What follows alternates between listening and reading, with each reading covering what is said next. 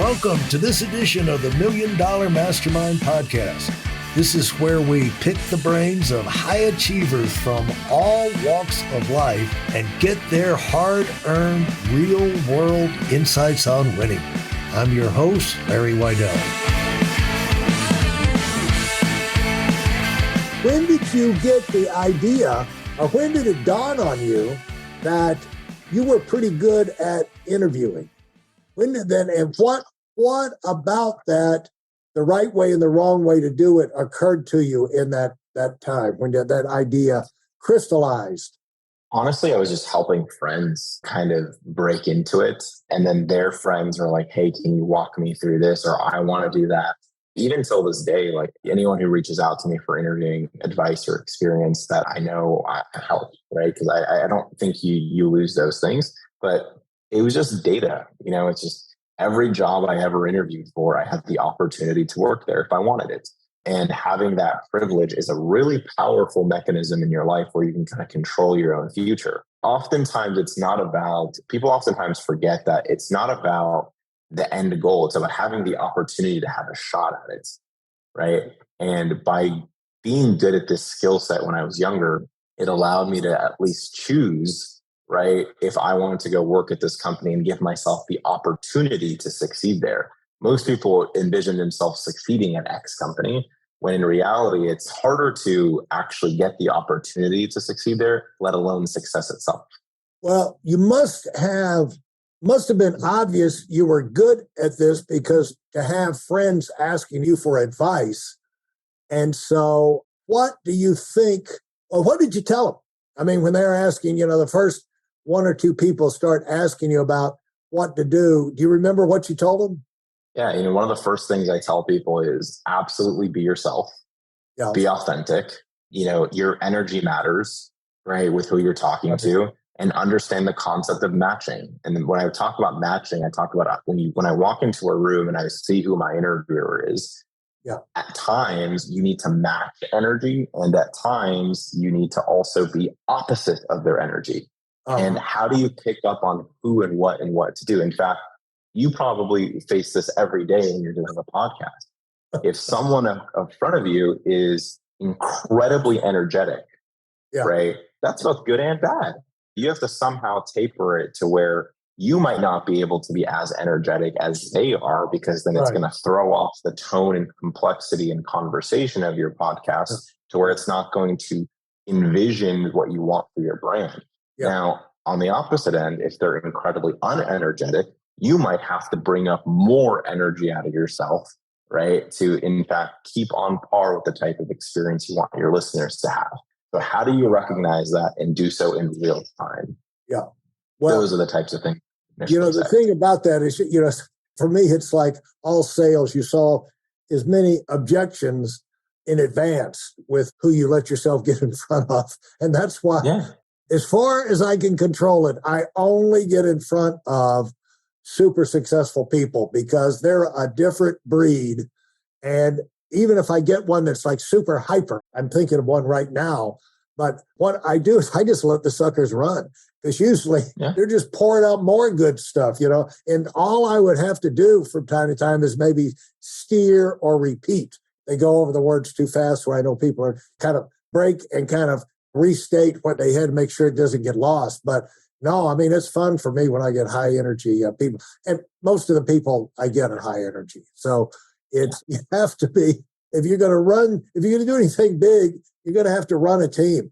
100%. And it comes with a lot of low times and a lot of high times. And you have to be the sounding board of reason, right? You're the center of the nuclear reactor. And so things revolve around you, and you try and set things up where they revolve, delegated and through systems to where they run by themselves most of the time. And you're like the eye of the hurricane. But when something goes haywire, you got to jump in there, but you got to make sure the plates are all spinning. You don't have to spin replay, but you got to make sure all the plates are spinning.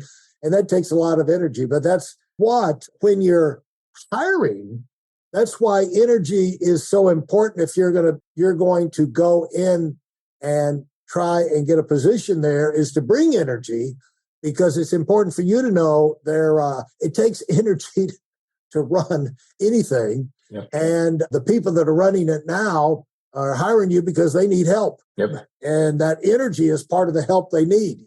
This sounds cruel, but when I ran a sales organization, I used to tell everybody, you're either a producer or a parasite. And unfortunately, I'm not good enough to do your work for you. I can't carry you on my back. So if you're going to be here and you're going to ask questions and take a seat and breathe our air in our office, you got to make a contribution because we're not good enough to cover for you. And so the thing that you recognized early on and allowed you to start, I'm surprised when you went to San Diego State, a little bit surprised that maybe you didn't have other jobs that you were doing while you were in school. Oh, I did. Don't get me wrong. Yeah, I was, going back, I worked at a movie theater. I was a bank teller. What else did I do? I drove for Uber for like 2 weeks right at the time. I was definitely someone who was about the hustle and bustle life at the time. I mean, granted, I was on a full ride, but I still needed to pay for myself and put myself through college. It was a move away from home and those types of things and set myself up in a position, right? I graduated college without any debt in any sort of capacity. And I was there pursuing a career that I think I had wanted, but it was an affirmed emotional reason. And until this day, I don't think I ever talk about my degree. There's zero applicability to what I do in today's world or any other job I've ever had. What was your degree and why were you attracted to it? So I went to school for health communication. And basically that is how medical information is communicated within the medical infrastructure from doctor to doctor, those types of things, and how it affects patients. The reason that was important to me at the time is when I was graduating high school, my dad was diagnosed with Alzheimer's in a pretty severe case. And it was such a surprise to us that I was very angry as to how and why this wasn't caught. Yeah. And it felt like it was overnight, right? And I have this photo with my dad on the day I graduated high school. And what I remember from that day is at times he got my name right and at times he got my name wrong. Right. And that's my memory of graduating high school. And that pissed me off because and he was someone who regularly went to the doctor, did his thing, right?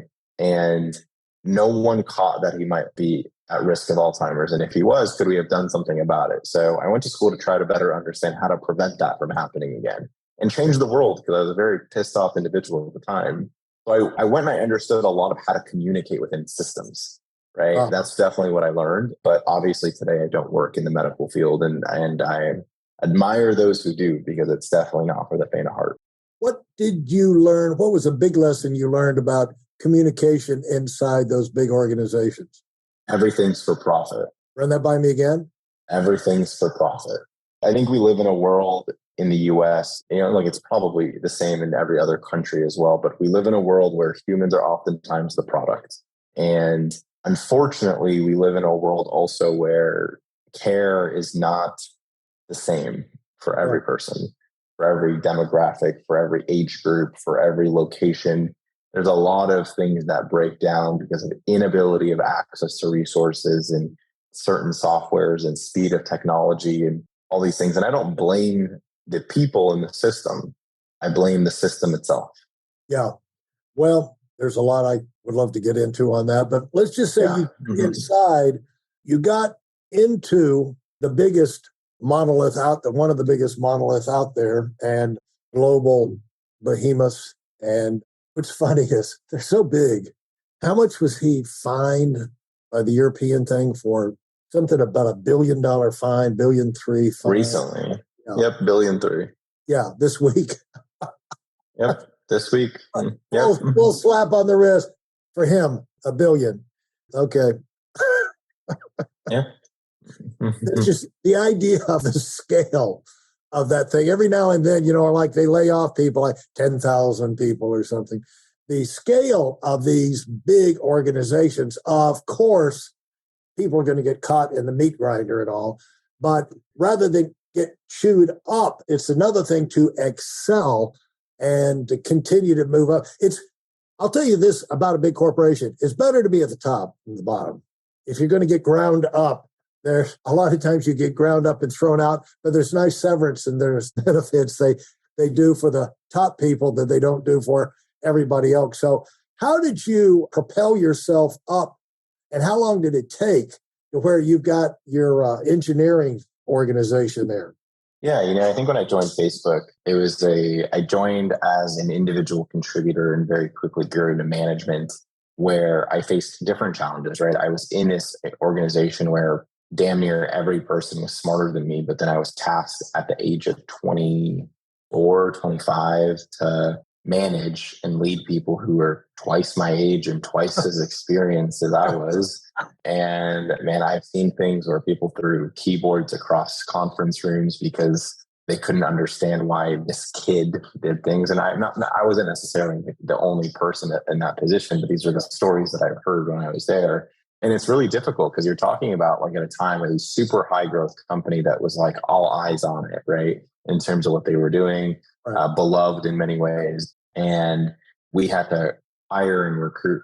Well, I think when I joined, the team was like sub a few hundred people, and it's like take it to a few thousand over the next few years. And that's really hard. You're not only convincing people to come work for Facebook who are 2-3 decades more experienced than you in more ways than one on a personal and a professional level. It's like, come work for Facebook Boston, come work for Facebook Dublin, come work for Facebook Los Angeles, right? It's like move your entire life and come like drink this Kool-Aid. And so going back to that conversation where we have the artful side and the science side, oftentimes my job in building teams and recruiting people wasn't about the science. It was about, hey, Larry, you and your family of 4, what do you think about moving to Boston? Right? And how can we get you there? And what's it going to take to get you and your family comfortable there? And sometimes that would take years. And that's a big thing that I learned at Facebook is they heavily invest in their people. Contrary to what I think a lot of people think, they heavily invest in their people, and it shows in the quality and caliber of talent. They're playing chess while many other companies are playing checkers, right? In terms of the things. Now, granted, they're big enough, they have the resources to do so. And luckily for me, I was privileged enough to be in an environment where I could see that firsthand and the benefit of it. And a lot of those things are what we today, culturally take into our company, is to always having the best people and always fighting for the best talent. Yeah, I heard a long time ago, you never go wrong paying people. No. You never go wrong. It's funny.